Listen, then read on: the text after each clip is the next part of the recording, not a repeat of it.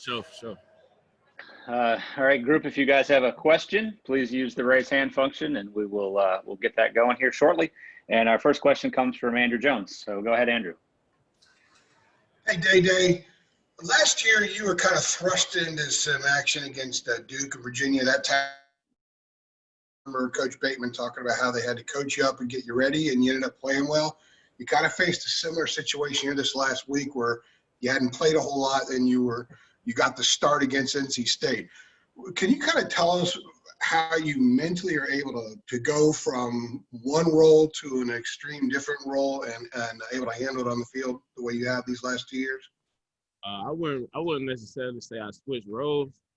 I just always just play with my head down. I keep my head down and I just keep working. Like, that's just how I am as a person. My work ethic is just like continuously just ongoing.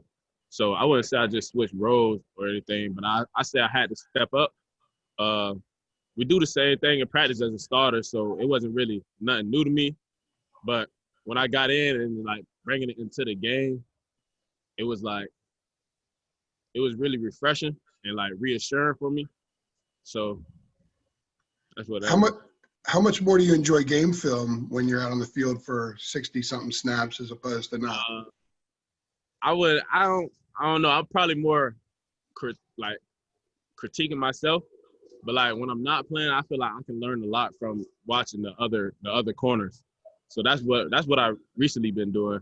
But seeing myself, I try not to critique myself as much because I can be really hard on myself sometimes. So I just kind of listen to my coaching points and stuff like that. Cool. Thank you, man. Appreciate it. All right, Greg Barnes, go ahead. Hey, Dede. Thanks for joining us. You saw a lot of action against Virginia last year. Just curious how that experience and some other games that you played in last year kind of helped you throughout the offseason and got you ready for this year. Can you say that again? It was kind of low. You played against Virginia a lot last year, got a lot of snaps, and there's some other games as well. But how did those experiences kind of set you up to be able to contribute the way you have this year? Like I said, I'm always gradually working with my head down. I don't really complain. I don't like to complain much. I was taught and raised throughout high school not to complain or blame anybody for anything that's going on, like as far as what I can control. So knowing what I can control and knowing what I'm capable of and capable of doing, I just go out there with that confidence and I'll be ready to go.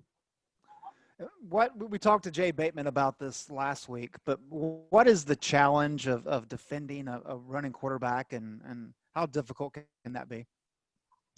It's not really difficult. I would say you would have to fill the box more, so you will have to rely on your corners and your DBs to play more man principles. But I wouldn't say you necessarily have to. With the players we have, I feel like we got great speed, great discipline, and I just think we can get it done without, taking that extra step. Thank you. All right, Gregory Hall, go ahead.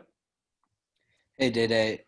Mac yesterday was asked about what position group he was maybe most concerned about at the mid-season point, and he said the secondary, not necessarily because of skill, but with Patrice Renee having to be evaluated, with Storm Duck out. I was just curious your thoughts on where the secondary is halfway through the season. The secondary, I would say we know we have to bring it every game. We know we have to bring it every practice. We know it's like the defense is like we're a leg of the defense. Like we need the secondary to play good. So knowing that, I think we just like lock in more. We watch more film.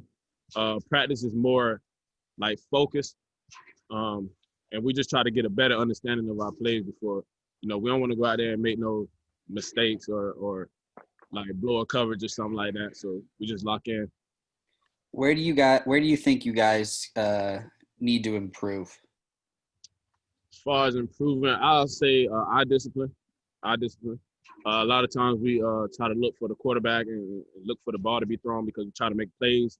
Like last week, we were talking about turnovers a lot. We were just trying to make plays. So I think watching our man, I think our man's going to take us to our ball. So if we just have good eye discipline, I think that'll be we'll have a better secondary. Thank you. All right, Ross Martin, go ahead. Hey, I was wondering how much y'all are being like. How does it work to get cross-trained at different positions in the secondary? How does that work with people working from nickel to safety to cornerback during practice? The first group, you'll be with the preferred. I guess you'll be with the preferred position. So if I was working at nickel, probably with the first group, I'll be working with a nickel. But the second group, if I'm still at corner as well, I can be working with the corner. So we just kind of split reps, and then individual practices, we'll get some here, some there. You know, it's just maintaining and working on both of them. Cool. And what do you want us to call you or write when we write your name? I mean, you were DeAndre during your recruitment, and now Ladaeson or Day Day. What do you want and why? I wanted my full name Ladaeson because all my life I never really went by Ladaeson, and that's my name. So I feel like I should start embracing that. Like elementary school is when it kind of went left. My teachers weren't pronouncing it right, and my mom was just like, "All right, just call him DeAndre." And then boom. So DeAndre carried with me throughout middle school, high school, and then I got to college, and I was like, man, it's not really my name, but it's my name. But I really want people to know like my name is Ladaeson. But my grandma gave me the name Day Day, and I've been really like holding on to that one. I love it, and I love her, and so. Day Day and Ladaeson, that's fine. DeAndre, that's fine as well. Okay. So y'all make it up. Y'all do what y'all want to do. Okay, cool. Thanks, man. Sure. All right, Taylor Vippolis, go ahead. Hey, Day. On the first drive of the NC State game, when you get the start, you made a huge tackle on third down to get the team off the field. How big was that for your confidence going forward? It was really big. I was fired up afterwards because like I was reading, like I was able to read like and know and understand what was happening at the moment. So I saw the quarterback off, and I was like, I didn't really feel threatened by him. So it's kind of like a 2-on-1 with the front receiver. Then I got my eyes in the backfield. I told y'all we've been working on eye discipline. I got my eyes in the backfield real quick. And then I just saw, it was Wildcat, so he was coming to run. He wasn't really looking to throw. So I just closed in on it, made a good tackle, and yeah, that was it. And then Sam has talked about it before, and I've seen some conflicting reports on social media between you and Jalil Taylor. Who's the best Madden player on the team? On the team, I have to give it to. It's out of Josh Henderson and Eugene Asante. Appreciate it. I ain't played them in a minute. I got to play them and see where I'm at on the team. But it's a lot of good players on the team. All right, last one here from CL Brown. Go ahead, CL. Hey, Ladaeson, I just wanted to get your opinion on some of the younger guys on the defensive unit, like Rucker or Evans or Murphy, just in terms of how far have you seen him progress since August till now, and like what level of confidence do you feel like they're at in being able to come in and get reps and have confidence executing what they need to do? Coming in as a freshman, it's always you always want to meet all expectations. So you're always uptight. You don't want to make any mistakes. You want to get on the field as fast as possible.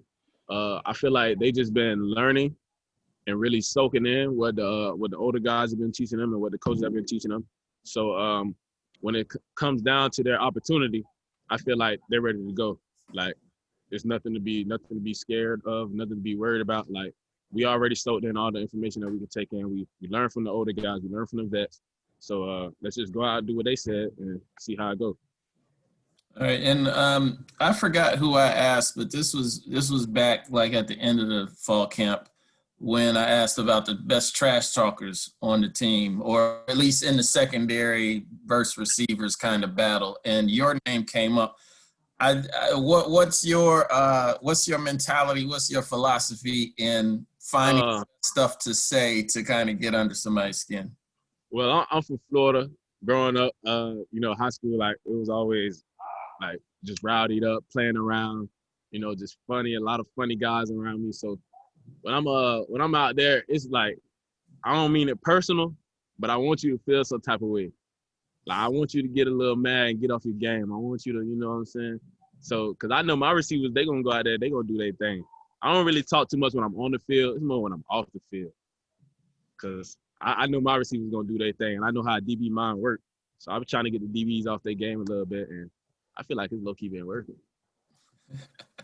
All right, appreciate it.